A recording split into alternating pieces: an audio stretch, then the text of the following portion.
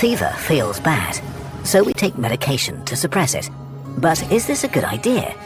It turns out fever is one of the oldest defenses against disease. What exactly is it? How does it make your immune defense stronger? And should you take a pill to combat it? The heat of life. On Earth, life is able to thrive between the extremes of -10 degrees Celsius in deep, cool pools and 120 degrees Celsius in thermal vents. Step outside this range and die. Every animal or microbe has a temperature range that's ideal and one that's stressful but survivable for a while. Your ideal temperature is where your cells work best, where their internal machinery is the most efficient, and the animal as a whole the best adapted to its niche. Humans are warm-blooded animals, and our bodies expend a lot of energy to keep us around 37 degrees Celsius or 98.6 degrees Fahrenheit. Which seems wasteful, but this may actually be a defensive adaptation. Our temperature makes us almost entirely immune to one of the worst killers and parasites, fungi. Most colder animals and their insides are infected by them, but you are just too hot. Which brings us to fever. For any microbe that wants to infect you, your body is a world they want to conquer. Fever is defensive climate change, pushing an invader outside its ideal temperature range and making the world horrible. It evolved at least 600 million years ago and is widespread. Most animals increase their core temperature when they're sick. Fish swim into warmer waters, lizards bathe in the sun, bees heat up the air inside their hive. But you, warm-blooded mammal, you have way more drastic options. Let's make you sick and see what happens. When your blood turns into lava. You're invaded by bacteria and viruses at the same time. The invasion is powerful, and you need to slow it down as fast as possible. Fever is part of your first line of defense, triggered by a diverse group of chemicals called pathogens, the creators of heat. They float away from the battlefield and pass right into your brain, where specialized receptors pick them up and crank up your internal thermostat. First, you begin to shiver. Your skeletal muscles contract really quickly, which generates a lot of heat in your core. At the same time, usually the blood vessels near your surfaces contract and prevent heat from escaping through your skin. Your skin cools down while your insides burn. Fever is a systemic body-wide response and is a serious energy investment for your body. You burn about 10% more calories to stay alive for every degree centigrade your body temperature rises. Fever is also a strong order to lay down and rest, to save energy and give your immune system time to fight. Back to the battlefield.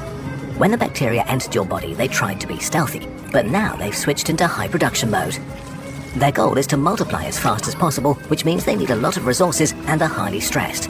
Imagine running a marathon while eating a succulent Chinese meal and giving birth. The last thing bacteria need right now is more stress. So your immune system tries to stress them out as much as possible by ordering inflammation, which floods the battlefield with fluids, attack proteins, and soldiers. Pretty stressful. Fever is even more stress. For the bacteria a moment ago, the temperature range was pleasant. Now the world burns. Heat can cause their organs to break and the membranes to rupture, damage their DNA, and diminish protein production. They are seriously suffering from the heat. Why doesn't this affect your cells? It does. All of this is stressful for your cells too. Virtually every system and organ of your body works worse during fever, except one, your immune system. Neutrophils are recruited faster, macrophages and dendritic cells are better at devouring enemies, killer cells kill better, and so on.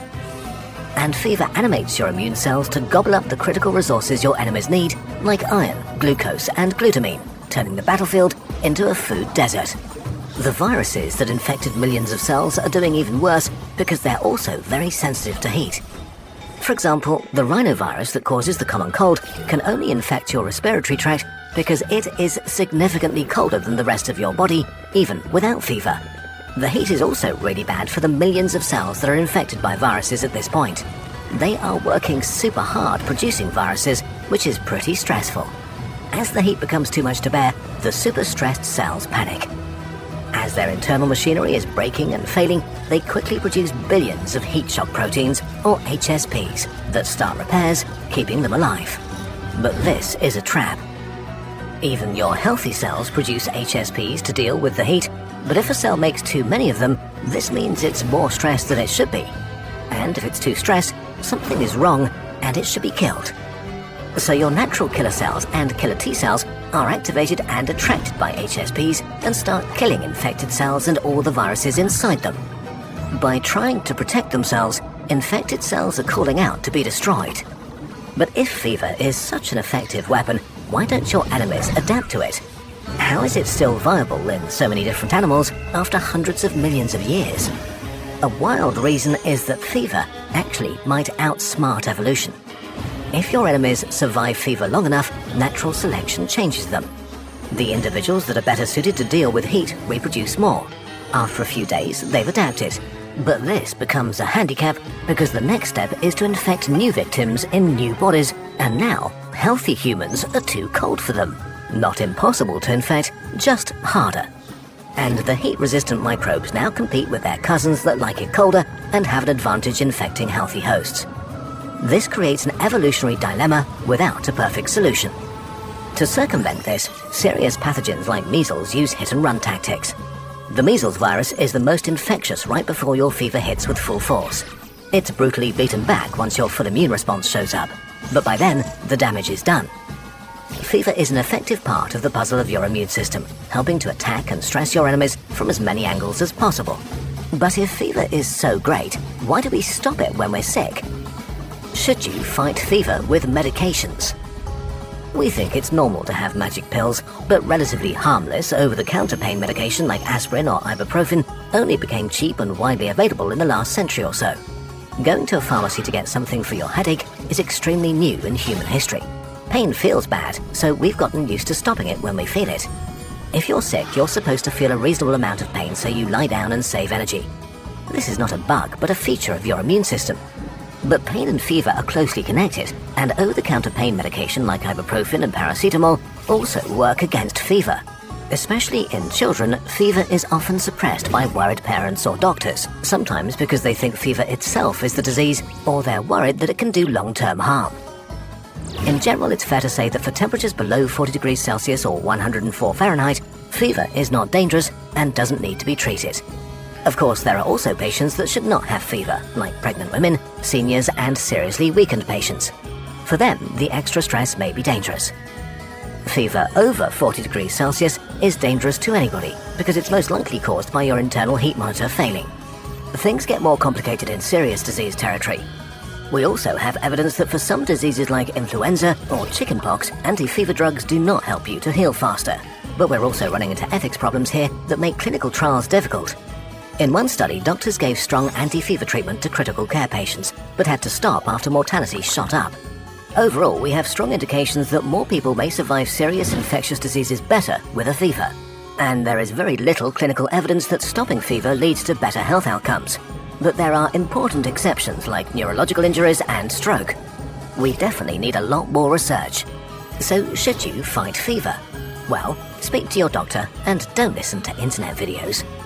But this decision is really about payoffs. If a fever is not dangerously high and you can bear it, you're supporting your defenses and may even get healthy a bit faster.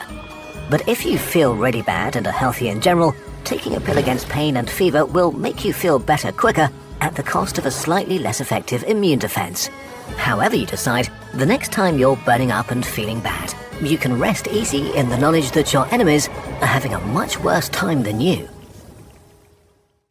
It's thanks to doctors and researchers that we have these insights. We're just doing our part by bringing them to you. If you are also aiming to make a positive difference in the world, where should you start? Today's sponsor, 80,000 Hours, can help you with that decision. 80,000 Hours is a non-profit career advice organization that wants to help people find fulfilling careers that also do a lot of good in the world. And their advice is free, without any hidden cost or fee later on. Like us, they care a lot about making sure their work is based on the best available evidence and consultation with experts. So they spent the last decade compiling and conducting research into topics like how much impact can one person actually have, and what are the best ways to make a positive difference on important global issues. Turns out following a well-known career path isn't your only option to achieve that goal. In fact, there may be many paths that make an even bigger difference in the world that you may not have even heard of. The time you'll spend on your career is probably your biggest opportunity to have an impact. If you want to make the most of it, join the newsletter now and get a free copy of their in-depth career guide sent to your inbox. Just sign up at 80,000hours.org/in-a-nutshell.